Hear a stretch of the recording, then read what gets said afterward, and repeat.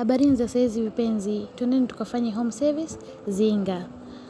Haya jamani, safari ikawa imeshaanza. Nilipata oda ya mteja wangu anataka kuchora. Jamani, huyu ni dada wa biharusi na akaona jambo lake lisiende limepoa, akataka kupendeza. Jamani, kama mnavyofahamu, mimi ninafanya home service lakini kwa utaratibu.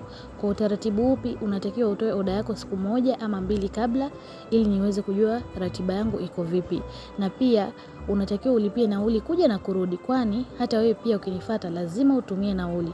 Na pia cha kuzingatia kwenye usafiri wa kukufuata, jamani vipenzi, mimi sifanyi home service na daladala, kwani inachukua muda na ninakuwa na ratiba zingine. Kwa hiyo unapohitaji nikufanyie home service, unalipia usafiri wa bodaboda kuja na kurudi. Iwe ni Bolt, iwe ni boda kawaida, unalipia usafiri na kufuata popote pale ulipo.